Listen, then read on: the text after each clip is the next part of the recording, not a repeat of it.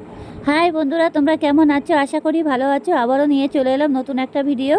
ভালো লাগলে like comment করবেন আর সব বন্ধুদের কাছে ভিডিওটা শেয়ার করে দেবেন। পুরোপুরি ভিডিওটা দেখবেন, টেনে টেনে দেখবেন না, তাহলে কিছুই বুঝতে পারবেন না। যাতেই হোক, আমাদের বাড়িতে আজকে জন্মাষ্টমী পুজো হচ্ছে। আমাদের বাড়িতে পুজোর জন্য কত কিছু আয়োজন করা হয়েছে, অনেক কিছু আয়োজন হয়েছে নানা ধরনের। আর দেখতেই পাচ্ছ এখানে ব্রাহ্মণ পুজোয় বসে গেছে। এটা হচ্ছে মেয়ে আছে, এই যে ব্রাহ্মণ দেখতেই পাচ্ছ পুজো করছে। ব্রাহ্মণের পাশে আমার হাজব্যান্ড বসে আছে, আমার ভাই বউ বসে আছে, আমি বসে আছি। অবশ্য পুজো আমাদের অলরেডি শুরু হয়ে গেছে। ব্রাহ্মণ এসে হচ্ছে প্রায় 5:30টার সময়। সারাদিনই আমাদের কাজে অনেক টাইম কেটে গেছে আর প্রচুর পরিমাণে জিনিসপত্র বানানো হয়েছে। জন্মাষ্টমী পুজোতে অনেক কিছুই বানাতে হয়। আর গোপালকে খুশি করতে হলে প্রথম কথা তালের বড়াই তো বেশি প্রয়োজন। অবশ্য তালের বড়া থেকে শুরু করে ফল প্রসাদ থেকে শুরু করে সব কিছুই করতে হয়।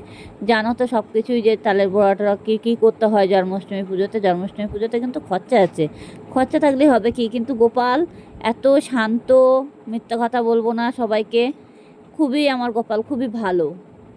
কিন্তু টাইম মতন আমি ওনাকে দিতে পারি না। যেটুকু পারি একটু পুজো বছরে হয়তো একটু অল্প করি, কিন্তু সারাদিনই একবার কিংবা দুবার প্রসাদ দেওয়া হয়। আমি অবশ্য বাড়িতে থাকতে পারি না। দেখো কত বাচ্চা কাচ্চা আমাদের খাটের উপরে বসে আছে। এই যে সব ভাই বোনের ছেলে টেলে সবাই বসে আছে। বাইরে তো বারান্দা দিয়ে লোক প্রচুর পরিমাণে আছে। আর যাই হোক, পুজো হচ্ছে বলে কেউ নামছে না এখানে। আর সব জিনিসপত্র আছে সব বাইরে। মনে হচ্ছে যে অল্প প্রসাদ করেছি, আমি কিন্তু অল্প প্রসাদ করিনি। প্রসাদ কিন্তু প্রচুর পরিমাণে হয়েছে, প্রচুর পরিমাণে লোকও হয়েছে। আর এত সারাদিনে এত ধকল গেছে কি বলবো, মানে খুবই কষ্ট হচ্ছিল। কিন্তু পুজোর সময় দেখলাম পুজো হয়ে যাওয়ার পরে কষ্ট কিছুই মালুম হলো না। সারাদিন উপোস থেকে পুজোর ফল প্রসাদ সব কিছুই করা হয়েছে, কিন্তু আমি একা করিনি, আমার সাথে অনেকেই ছিল, হেল্প করেছে। মিথ্যে কথা বলবো না, সবাই হেল্প করেছে। কিন্তু এই যে পুজো শুরু হয়ে গেছে, আমার পুজোর সময় এত ভালো লাগছিল এখানে বসে বসে। ব্রাহ্মণ যা যা মন্ত্র বললো সব কিছুই হলো, নাম কীর্তন হলো, সব কিছুই হয়েছে। আর জন্মাষ্টমী পুজোটা মন দিয়ে পুজো করলে পরে ফলাফল পাওয়া যায়।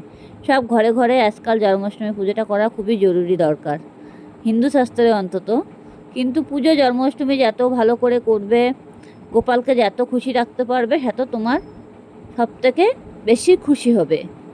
আরও সংসারে আয় উন্নতির দিক থেকে বেশি খুশি হয় গোপালকে খুশি রাখতে পারলে। গোপাল তো একটা বাচ্চার মতো না। যেমন আমাদের বাচ্চাদের একটা জন্মাষ্টমীতে খরচ করি, তেমন প্রতি বছর গোপালের জন্য একটু খরচ করতে হয়। যেমন নিজের সন্তানকে মানুষ করতে হবে, তেমন ঠাকুর বলে এটা আমি মনে করি না, মনে করি এটাও আমার সন্তান। কিন্তু সেভাবে তো আমি ওকে পালন করতে পারি না। কেন? আমি তো বাড়িতে থাকতে পারি না, টাইম দিতে পারি না। যেতেই হোক, এই যে ঠাকুরের পাতায় ফুল দিয়েছি, এই ফুল টুল দিয়ে এই রেখে দিয়েছি। এই এই যে পুজো আমাদের অলরেডি এখানে ব্রাহ্মণ মন্ত্র পড়া শুরু হয়ে গেছে, পড়ছে, ফুল দিচ্ছে, ফুল দিয়ে দিয়ে পুজো করা শুরু হয়ে গেছে। এবার আমি একটু চারি সাইডে ঘুরে ঘুরে দেখলাম যে পুজোগুলো করছে ঠিকঠাক করে করছে কিনা। ওই আমার হাজব্যান্ড বসে আছে আমার পাশে, আমার ভাই বউ বসে আছে, আমি বসে আছি। যেতেই হোক, বসে বসে আমি দেখলাম। যেতেই হোক, আমি সামনে যেতে পারছিলাম না, আমার আবার একটু অসুবিধা ছিল, সেই কারণে। যাই হোক, এই যে পুজো শুরু হয়ে গেছে। এখন এই পুজোটা অলরেডি না হওয়া পর্যন্ত আমি সেখান থেকে উঠতে পারবো না, বেরোতেও পারবো না। যাই হোক, পুজো শুরু হয়ে গেছে। পুজোর থেকে আমার এত ভালো লাগে। প্রত্যেক বছর পুজো হলে পরে কী হয় বলো তো, যে তো কষ্ট হোক না কেন, পুজোর ঠিক ব্যবস্থা হয়ে যায়। এখন আমার অলরেডি পুজো হয়ে গেছে, সব বাটায় বাটায় প্রসাদ বাড়তেছি। ওটা আমার দিদি আছে হলুদ জামা গায়ে, ওই যে হাত বাড়িয়ে বাড়িয়ে দিচ্ছে, এটা আমার দিদি হয়। আর এই জামাইবু বসে আছে। এবার এখন এই প্রসাদগুলো সবাইকে দেওয়া হচ্ছে, পরিবেশন করা হচ্ছে। সবাই বারান্দা দিয়ে বসে আছে। যেতেই হোক, সবাইকে পরিবেশন করা হবে প্রসাদ দিয়ে। আর আজকে এমনি তো অনেক রাত হয়ে গেল, আর সকাল সকাল তো পুজো শুরু হয়নি না, ওর জন্য তো 3টে কততে মানে লেগেছে। রাধা অষ্টমী ছিল, রাধা অষ্টমী ছাড়িয়ে তারপর তো অষ্টমী লেগেছে।